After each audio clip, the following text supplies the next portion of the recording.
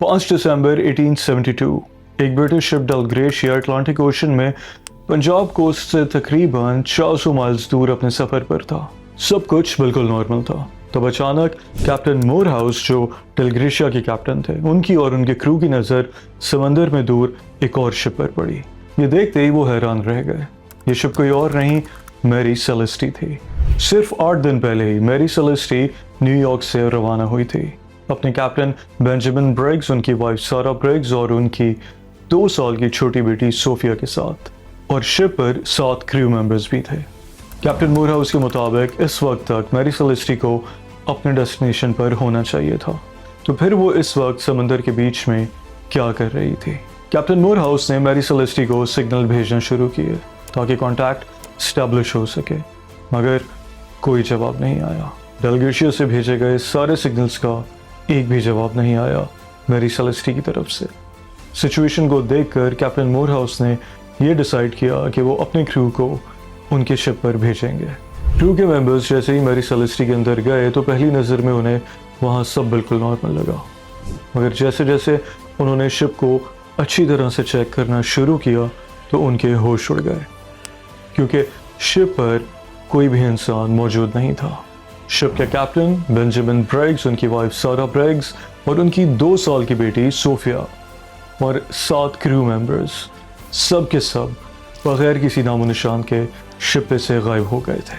और इस सब में सबसे हैरानी की बात यह थी कि पूरे शिप पर किसी भी तरह की कोई स्ट्रगल या रेजिस्टेंस का कोई साइन मौजूद नहीं था और ना ही शिप पर कोई चोरी हुई थी। ऐसा लग रहा था कि जैसे पूरा का पूरा क्रू हवा में कहीं अचानक गायब हो गया हो। अब सवाल ये था कि ये 10 लोग बगैर किसी एविडेंस के एक चलती हुई शिप में से अचानक कैसे गायब हो गए और कहाँ चले गए। अब ये सब जानने के लिए हमें मैरी सेलेस्टी के पास्ट में जाना होगा, क्योंकि जब ये शिप बनाया गया था तो इसका नाम मैरी सेलेस्टी नहीं, अमेज़न था। अमेज़न को 1861 में कनाडा के एक शिपिंग यार्ड में बनाया गया था। इसकी लेंथ तकरीबन 100 फीट और इसकी विड्थ 25 फीट थी।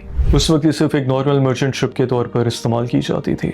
उसके बाद बार बार अमेज़न के साथ, यानी इस शिप के साथ जिसका नाम आज मैरी सेलेस्टी था, इसके साथ कई हादसा पेश आने लगे और ये बार बार होने लगा, तो लोगों ने ये मान लिया कि शायद ये शिप कर्स्ड है। जब ये शिप पहली दफ़ा अपने रूट के लिए निकला था तभी रास्ते में इसके कैप्टन की तबीयत ख़राब हो गई, वो बीमार हो गए और कुछ अर्से के बाद उनकी डेथ हो गई। लेकिन ये अभी एक शुरुआत थी।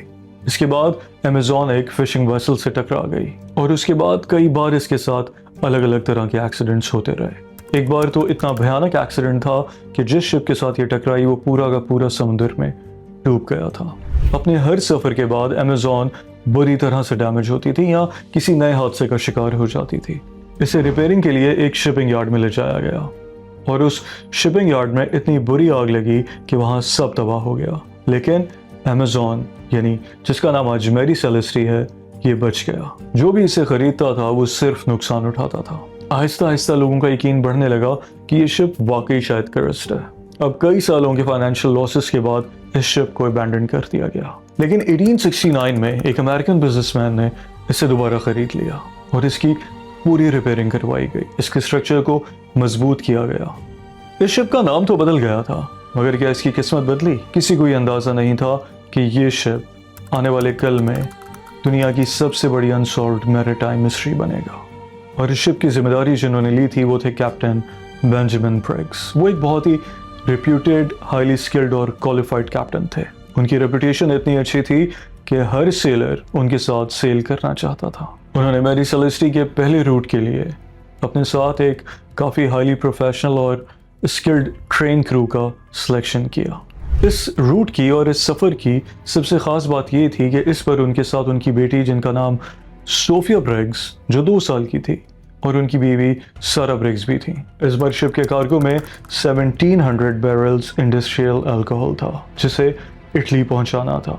ये अल्कोहल पीने के लिए नहीं बल्कि फैक्ट्रीज में फ्यूल, क्लीनिंग एजेंट और इंडस्ट्रियल सॉल्वेंट के तौर पर यूज़ होता था। सब कुछ रूटीन के बिल्कुल मुताबिक हो रहा था। कैप्टन बेंजामिन को इस रूट का काफ़ी अच्छे से अंदाज़ा था।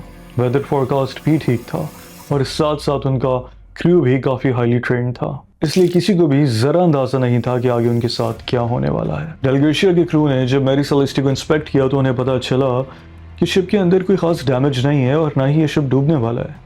ये शिप ठीक था। कैप्टन बेंजामिन, उनकी वाइफ और उनकी बेटी की सारी चीज़ें वैसी की वैसी ही शिप पर हैं। क्रू का सारा पर्सनल सामान उनके अपने अपने कैबिन्स में वैसे का वैसा पड़ा हुआ है और शिप में से कोई पैसे भी चोरी नहीं हुए। और तो और शिप पर 6 महीने की फूड सप्लाई भी मौजूद थी। अब कोई कैसे अपना खाना और सामान सब कुछ छोड़ के कहीं जा सकता है बीच समंदर में। शिप का सारा कार्गो भी अपनी जगह मौजूद था और यही बात इन्वेस्टिगेटर्स को बहुत कंफ्यूज कर रही थी। एक बात और, कैप्टन की लॉग बुक भी मिली। उसकी आखिरी एंट्री थी 25 नवंबर 1872 सुबह 8 बजे। यानी जब डलग्रेशिया के कैप्टन मूरहाउस को मैरी सेलेस्टी मिली तो उससे 10 दिन पहले से उसका क्रू गायब था और कैप्टन और उनकी पूरी फैमिली भी। लेकिन अब सवाल ये था कि इन 10 दिनों में ऐसा क्या हुआ था। अलग अलग रूमर्स फैलने लगे, लोगों ने अलग अलग थ्योरीज बनाई। कुछ ने कहा ये पायरेट्स का काम होगा, लेकिन अगर ये पायरेट्स का काम होता तो शिप का सारा पैसा और कार्गो चोरी हो चुका होता। पूरी दुनिया की नज़र इस केस पर थी। हर न्यूज़पेपर सिर्फ मैरी सेलेस्टी की बात कर रहा था। जितने लोग उतनी थ्योरीज, उतनी अलग अलग कहानियाँ।